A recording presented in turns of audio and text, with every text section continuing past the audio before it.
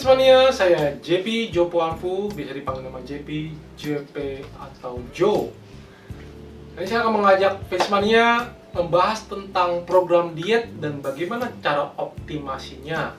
Ya, bagi yang para pelaku diet, Fitsmania yang sering menjalankan program diet tapi sering gagal, mungkin ini bisa membantu Anda mengatasi atau meminimalkan resiko kegagalannya. Ya, sudahkah Anda optimasikan diet Anda? Apakah tujuannya untuk menurunkan berat badan atau menurunkan lemak, atau bahkan mau menaikkan berat badan atau menaikkan otot? Ya, setiap orang itu berbeda. Namun apapun itu, sudahkah Anda optimasikan? Ya, Anda bisa gunakan metode SMART untuk optimasi ini. Ya, yang biasa digunakan dalam seminar bisnis atau seminar sukses. Ya, metode SMART ini bisa saya tambahkan kata ER jadi smarter. Ya, smarter ini pertama spesifik, ya, measurable terukur, achievable tercapai atau bisa dicapai, realistic masuk akal atau relevan, ya, time bound ada batas waktunya, evaluate atau ada evaluasi, dan terakhir readjust pengaturan ulang atau penyesuaian ulang. Oke. Yang pertama adalah spesifik. Target Anda perlu ditulis secara spesifik. Ya, perlu spesifik. Berat badan mau di berapa kilogram? Anda harus tulis, ya. Karena suatu program apabila Anda tidak jelas memvisualisasikan target akhirnya, ya sulit untuk mendapatkan hasil yang memuaskan Anda. Jadi berat badan harus ditulis mau berapa kilogram, atau perutnya mau di berapa sentimeter, ya. Saya biasanya untuk target fat loss untuk para peserta atau para member itu, pria itu di kisaran 10%. Ini saya memberikan contoh ilustrasi, dan wanita itu di kisaran 20%. Atau lingkar perut idealnya itu sebenarnya di pria itu sekitar 80% dan wanita itu di kisaran 70%. Ya, ini sebagai contoh saja, Anda bisa gunakan ini, atau Anda punya pengukuran yang berbeda atau punya acuan yang berbeda, silakan, ya. Dan untuk target muscle gain itu bobot murni atau fat free mass, tinggi badan dikurangi 100.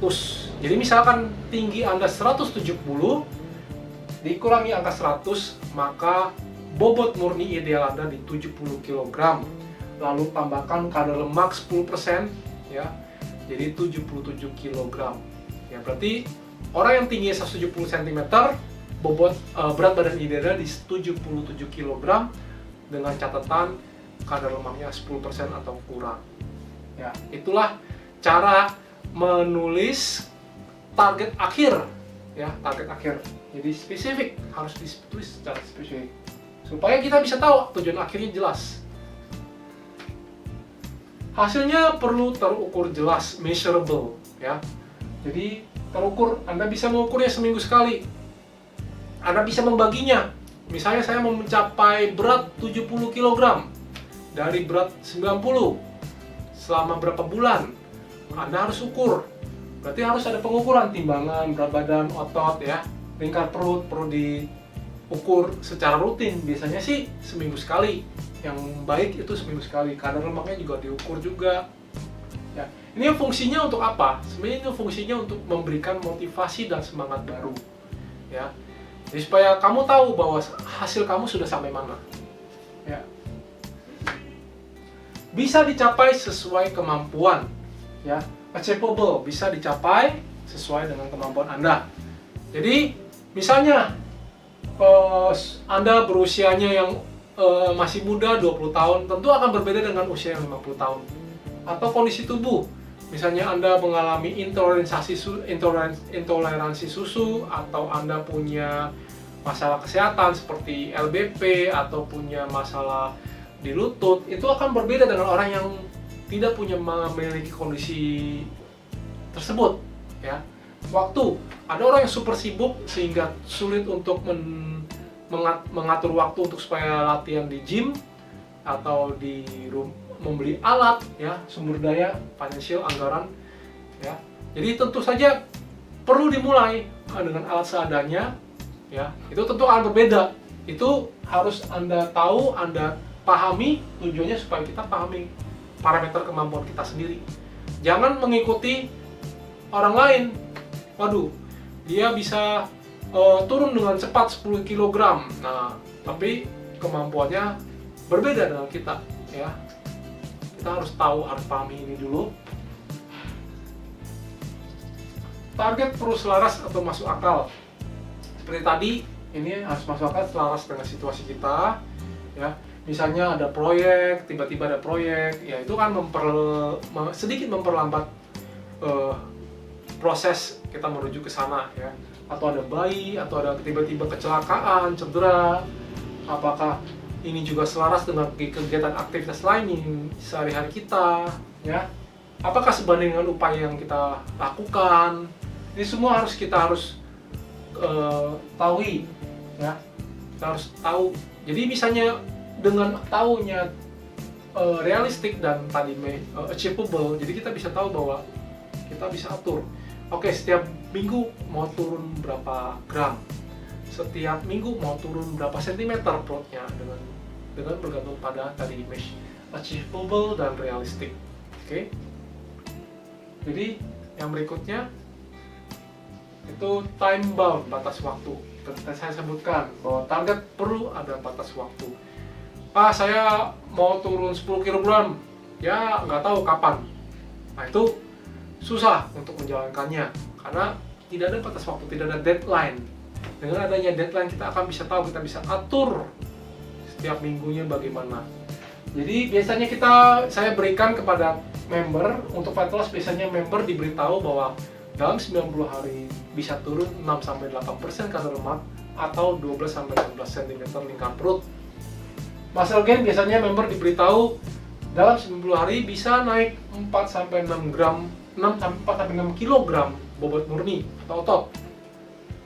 Jadi kita bisa tahu, paham, dengan ada target segitu banyak akan mendapatkan hasil yang banyak. Hasilnya seberapa banyak. Jadi kita bisa termotivasi. Jadi kita bisa membayangkan, visualisasi hasilnya. Oke. Lalu terakhir kita penambahan I sama R. E sama R itu adalah evaluasi, evaluate, dan readjust. Evaluasi dan penyesuaian.